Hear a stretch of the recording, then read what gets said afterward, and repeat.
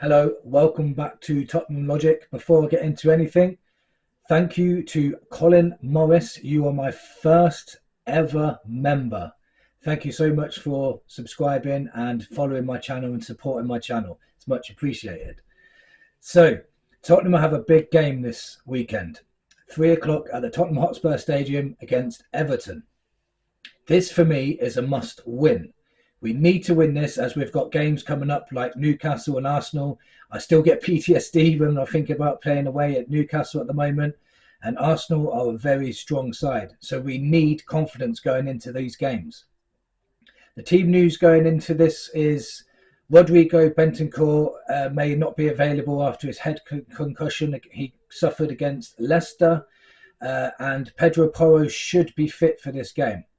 I think he's like a 50-50 or something like that, or maybe a 70-30. So what lineups are we going to have? Today, I want to do the lineup that I would do compared to the lineup I think Postecoglou will put out. So what we want, basically, to what will be put out. So I'll start off with Vicario. It's a no-brainer. There's literally no one else apart from Brandon Austin that can go in, and Brandon Austin's got no experience whatsoever, so definitely Vicario. Left back, after Udogi's performance, I'm going to give him a bit of leeway from last week. Two reasons. One, there's no one else that can play there apart from Van der Ven.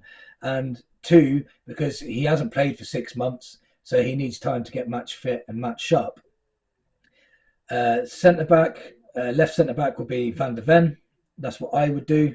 Romero, right centre-back, and right back, right wing back or inverted right back, whatever you want to call it nowadays, I'm going to put Jed Spence. And I'll tell you why a little bit later. It'll make sense later, trust me. So, in the number 6, I will put Archie Gray. And the reason why I'm putting Archie Gray, before you all jump on me, is we've paid 40 million for him. Bentancur's not available.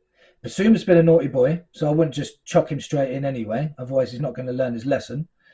And he's highly rated in training. We obviously highly rate him to spend 40 million on him. So if we're spending 40 million on a player, I want to see them playing. So chuck him in. Let's see how good he is. I want to see this guy play from the start and see what he can do. He's got a lot of potential and he needs to have game time. No point buying players in if you're not going to use them. Right, number 8. I will put in Kulusevski. He was our best player in pre-season. I was very shocked that he didn't start against Leicester, but in a way I understood it because nobody wants him playing out on the right, and Johnson was given the chance. Kulusevski would work very well with and could help with his work rate, would help Gray in the midfield, and hopefully Gray would sit back a bit and guard the back 4 or back 2 nowadays. So in the number 10 I would put James Maddison. He was one of our brighter players against Leicester. He was buzzing around. I think he came back too often to get the ball, in my opinion. But if he's on form and he carries on this form, he could have a good impact against Everton. And he could unlock their defence. And they're definitely going to play a low block, 100%. So left forward, it's going to be Son Heung-min. I was very disappointed with him against Leicester. His touch was poor.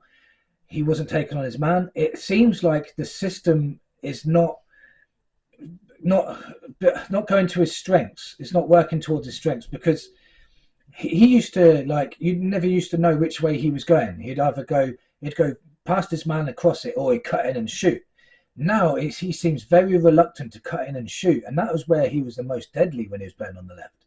So I'm hoping that this system is not stopping him from doing that, because Ange wants him to keep going on byline and crossing it in all the time. I really hope that doesn't happen.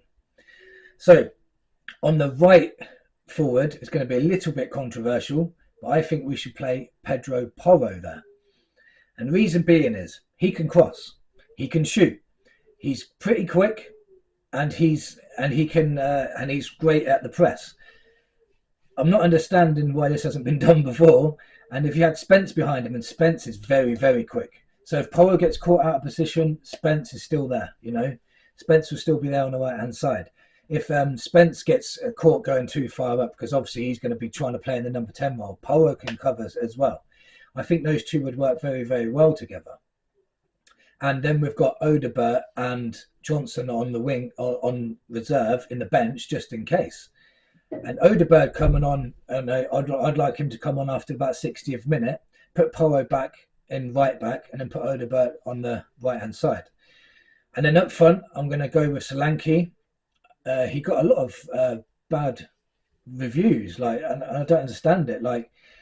He played okay against Leicester. He just wasn't getting that much service, and the service he did get, he was turning it into chances. So it's only a matter of time before he scores. I think he's going to do very well for us this season. And the crosses coming in from Porro on the right forward would be amazing. And if Sonny can get on his game, Solanke's going to have a field day. Remember, they're going to play a low block, so Porro's high crosses into the box is going to work in our favour. And then obviously you've got Richarlison to come on to give them more pressure in the air as well against his former team. So what will we get? What will Postecoglou do? We all know what he's going to do. Right, he'll play the usual back five of Udogie, Van de Ven, Romero, Porro, and Vicario in goal. That's almost set in stone now. I think he will bring Pasuma back and put Pasuma in the number 6 role. I've got a funny feeling that he will put Kulusevski in the 8. I've got a feeling he'll keep Maddison in the 10. I've got Sonny he'll probably keep. And Solanke he'll probably keep in the team. But I've got a funny feeling that he'll stick with Brennan Johnson and bring Odegaard on as a sub. I've just got that funny feeling. Johnson was awful in the last game. He needs to be benched. If I was the manager and my player played that poorly, he'd be benched.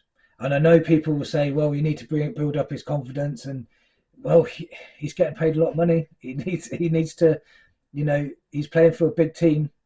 You can't afford to be having bad games at this level. We need to be getting points straight away on the board, especially what's coming up.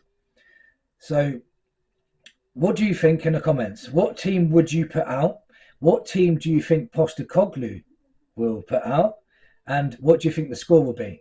My score prediction is going to be 3-1 because we're definitely going to concede. We concede against absolutely everybody. If we played Oxford next week, they'd probably score. So I'm going to say 3-1. And that's if we put our chances away and we better this time. I'm going to go for a Solanke double and I'm going to go for a Maddison goal this time. So let's see what happens. And let's hope that Archie Gray can get a chance, and let's hopefully he can show us what he can do. And I'll catch you on the next one. Come on, you Spurs.